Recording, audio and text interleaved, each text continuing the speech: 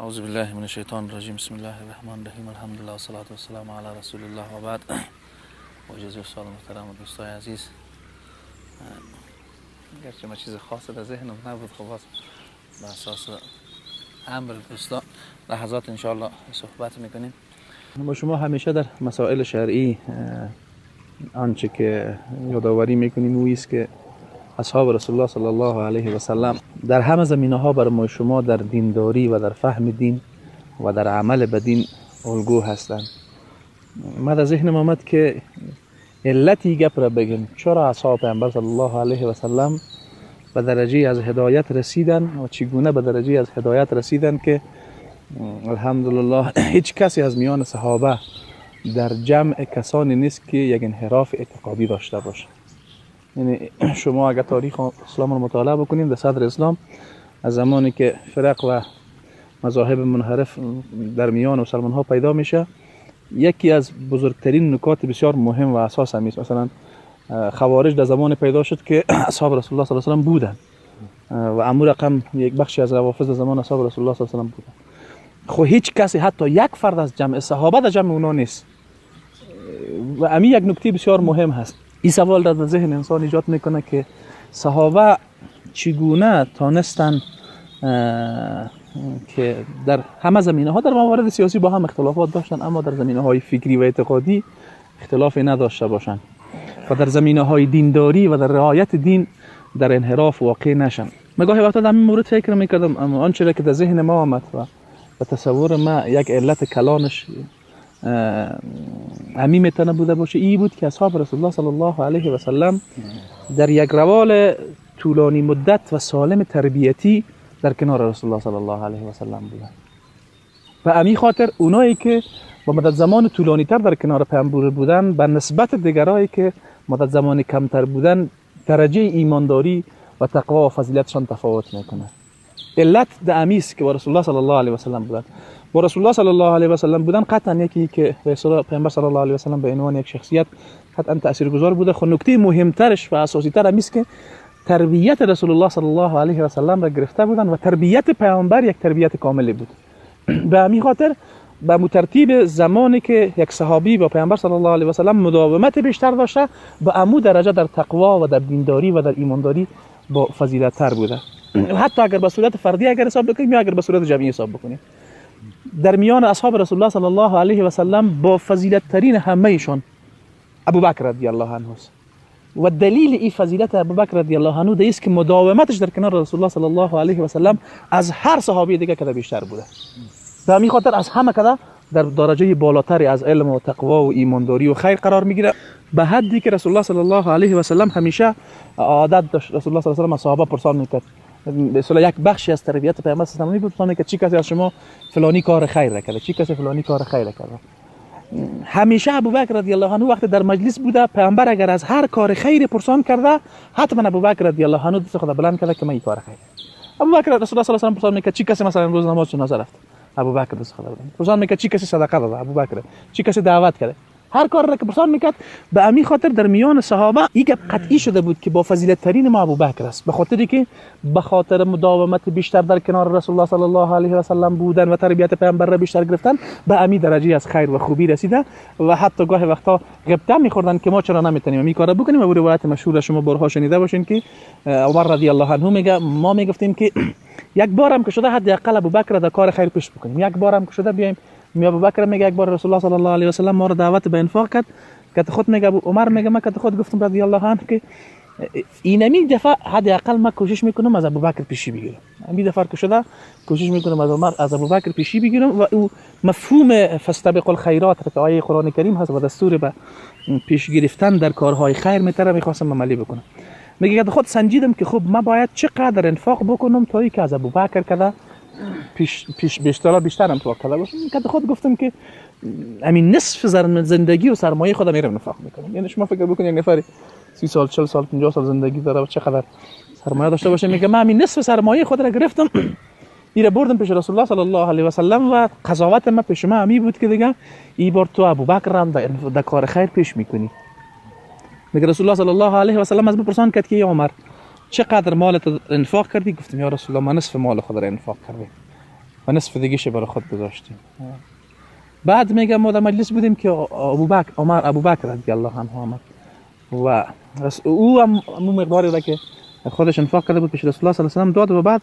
رسول الله صلی الله علیه و سلم میگه از او پرسان کرد که تو چقدر مالت انفاق کردی؟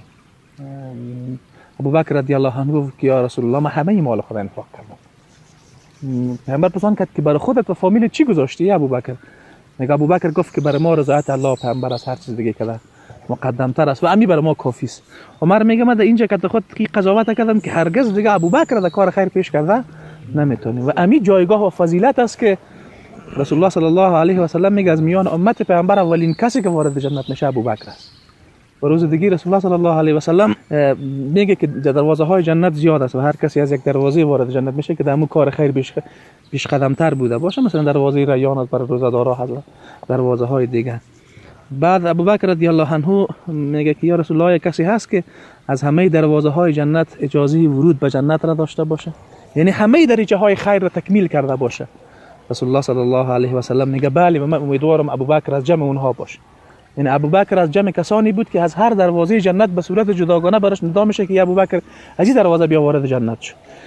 علت اساسی و بزرگترین علتی که ابوبکر این جایگاه را پیدا میکنه و این فضیلت را پیدا میکنه که همیشه در کنار رسول الله صلی الله علیه و سلم بوده و این شخصیت پیامبر و تربیت رسول الله صلی الله علیه و سلم انسان تا اونمو درجه از خیر و خوبی رسانده. حالی ای که هدف ما ای بود که ما به عنوان یک مسلمان حالا در فاصله زمانی بسیار دوری از رسول الله صلی الله علیه و سلم قرار داریم، اما الحمدلله ثم الحمدلله کاری که این امت کرده و قطعا هیچ امت دیگه از امتهای قبلی هم نکرده بودن او بوده که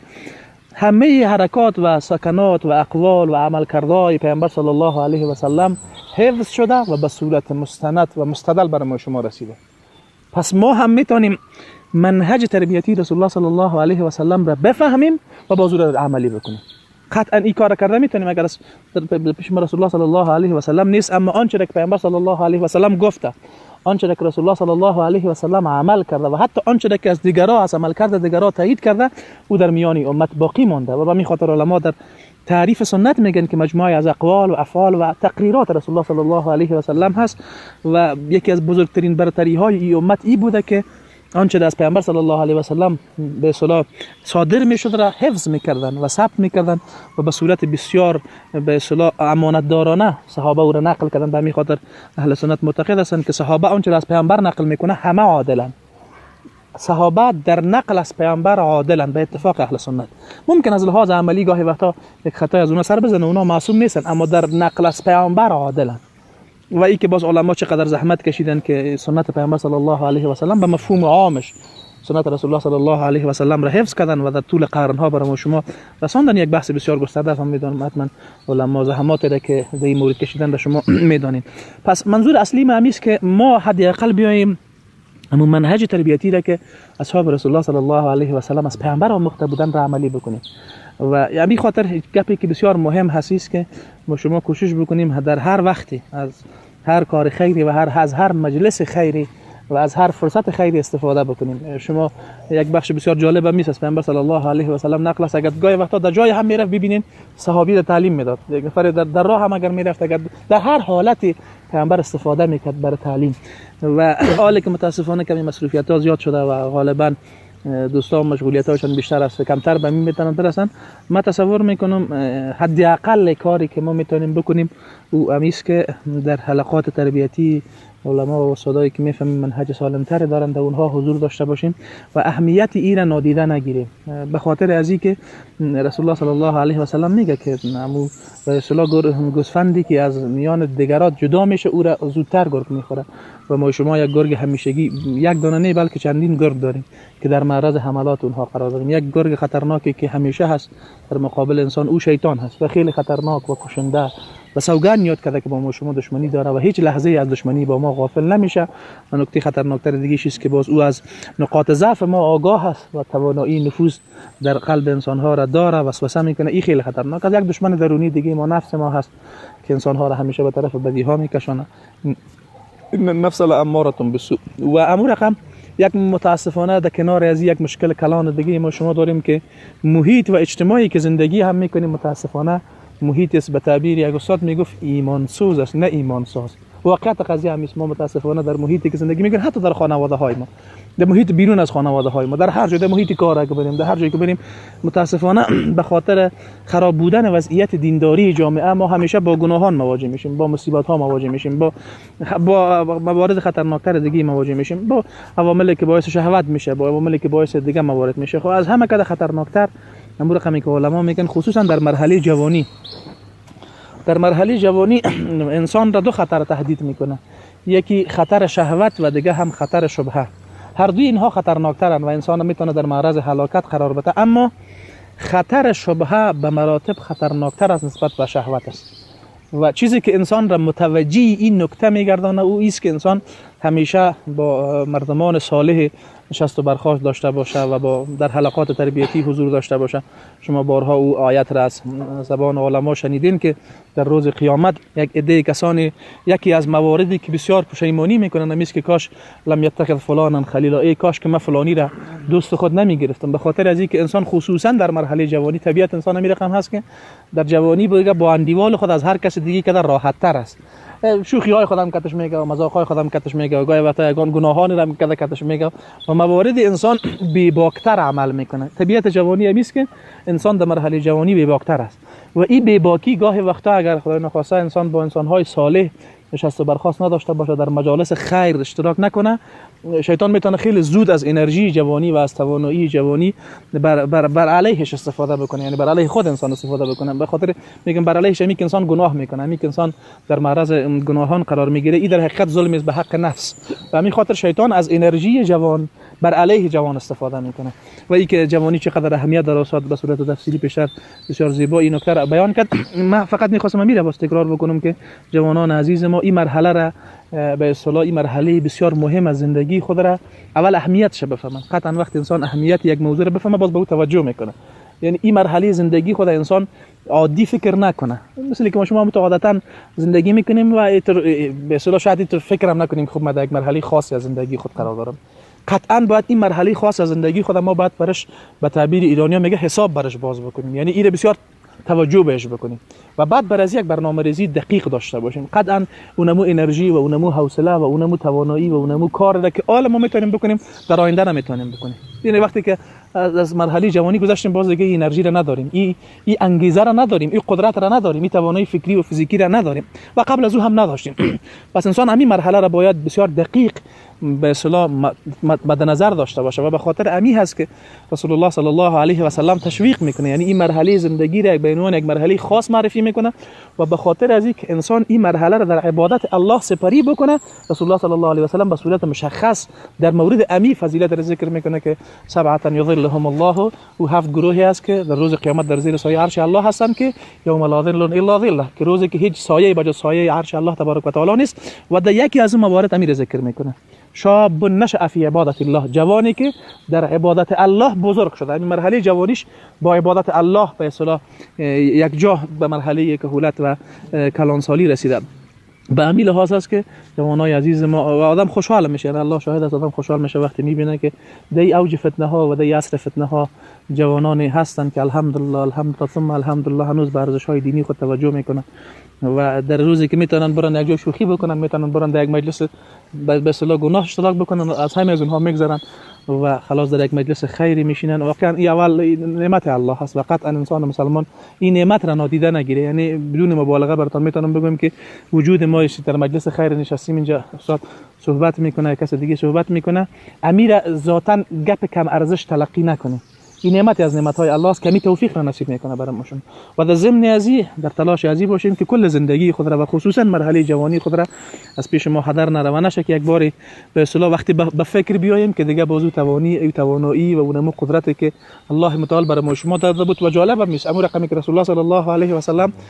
فضیلت این مرحله را ذکر کرده و باز در حدیث دیگه رسول الله صلی الله علیه و سلم میگه که از این مرحله پرسیده میشه، الله متعال میپرسه که تو چی در زندگی ت چی سپری کردی و قطعا در عمر انسان که رسول الله میگه که از عمر انسان پرسیده میشه که او در چی فنا کرده، از مرحله جوانی باز به صورت مشخص‌تر، چون در مرحله جوانی انسان انرژی و توانایی و قدرت بالاتری داره و چیزی که ما را میتونه کمک بکنه یعنی چیزی که ما را میتونه بیشتر کمک بکنه و بهتر کمک بکنه، در کنار از اینکه کوشش بکنیم هر وقت مطالعه بکنیم، درس‌های علما را بخوانیم، در درس‌هایی که خودمون به اصطلاح به صورت رسمی هم می‌خونیم در اونها هم پابند باشیم، چیزی که بیشتر تأثیر بیشتری داره، تا جایی که ما تجربه کردیم تأثیر بیشتری داره، او اشتراک کردن در حلقات درسی و سودا هست. به خاطر از اینکه امی انسان در کنار یک برادر خود وقتی میشینه از این چیز را حتما تأثیر میگیره، با یک صحبت را میگه، یک کلمه را میگه. گاهی وقتا انسان‌هایی هستن که با یک جمله تغییر میکنن. یعنی شما زندگی و خاطره یک عده انسان‌هایی را که در یک مرحله خاصی به طرف گمراهی‌ها بودن و بخوانین، گاهی وقتا یک نفر را یک جمله تغییر میده. به این خاطر انسان همین به اصطلاح نشست و برخاست با دوستای که عقیده سالم تری دارن و فکر سالم تری دارن و اندیشه سالم تری دارن و مشغولیت سالم تری دارن، اینا نادیده نگیره و کوشش بکنن جوانای عزیز ما که همین کارا بکنن. اگر استادای کسی هم نمیتونست بیاه، شما خودتان در میان خود، من مطمئن هستم الحمدلله به اون مرحله رسیدین که حداقل میتونین یک حلقه درسی با خود داشته باشین. حداقل بسیار کار سختی اگر نیست، میتونین یک کتاب را از روی بخونین. این کار ساده هست، این کار ساده هست. مثلا شما خودتان یک کتاب‌های مشخصی الحمدلله بالا به اندازه کافی ما کتاب‌های زبان دری هم داریم، کتاب‌هایی که بسیار خیلی خوب است برای حلقات تربیتی. میشه که اونا رو مثلا یک برادر یک کتاب برای شیخ سرور بدیم، شیخ سرور اگر عنوانش آمادگی بگیره روز بیادی بیاره، بگه یک برادر روز یک عنوان درسی رو به یک برادر دیگه بدیم. هدف ما فقط است که یعنی ما در کنار هم دیگه باشیم و با هم دیگه به اصطلاح نشست و برخاست داشته باشیم و از علم و از تجربه و از فهم یک دیگه استفاده بکنیم. نکات خیری را که از یک دیگر میآموزیم میره با هم دیگر شریک بکنیم و این ان شاء الله میتونه که تاثیرگذار بوده باشه و در آینده ها ما را برسانه. همین مسئله یک تاثیر مثبت دیگه هم داره، همین که در حلقات درسی اشتراک بکنیم و حتی خود ما گپ بزنیم. گاهی وقتا می توانایی به اصطلاح صحبت ما را بالا میبره، فصاحت ما را خوبتر میسازه، جرأت ما را خوبتر میسازه، در هر مجلسی میتونیم خیلی خوبتر صحبت بکنیم و در کنار از این علم ما را هم بالا میبره. گاهی وقتا همین حلقات یک نفر را بگیم مطالعه بکن، باز دلش شد یک دفعه مطالعه میکنه، دلش شد باز مطالعه نمیکنه. اما اگه بلش الزامیت بدیم که تو حتما ملزم هستی تا هفته بعدی فلانی موضوع درسی را ارائه بکنی، باز مجبور هست که این کارا بکنه دیگه. به این خاطر من گپ خود خلاصه میکنم که قاری زیاد تاکید کرد کوتاه صحبت بکنه. همیست که ما اول اهمیت تربیت را بفهمیم، اهمیت تربیت اسلامی را بفهمیم و مرحله جوانی را به عنوان یک مرحله بسیار مهم و به اصطلاح به تعبیر سرنوشت ساز ایران نادیده نگیریم و کوشش بکنیم که در کنار دوستا و برادرای ما در حلقات تربیتی ایمانی باشیم و ان شاء الله الله متعال برای همه شما توفیق نصیب بکنه که برای فهم دین الله متعال انگیزه در قلب‌های ما ایجاد شه. قلب‌های ما قلب‌های بیمار و مرده نباشه، قلب‌های زنده باشه که به خاطر دین الله میتپه و در تلاش ازی باشیم که برای فهم دین الله زحمت بکشیم و در تلاش ازی باشیم که دین الله تبارک و تعالی را وقتی درست فهمیدیم درست خالصانه عمل بکنیم و در تلاش رساندن از او به دیگران باشیم و در تلاش ازی باشیم که به خاطر حاکمیت دین الله مبارزه بکنیم و الله متعال برای همه ما شما توفیق نصیب بکنه. سبحانك اللهم ربنا وبحمدك نشهد ان لا اله الا انت استغفرك واتوب اليك.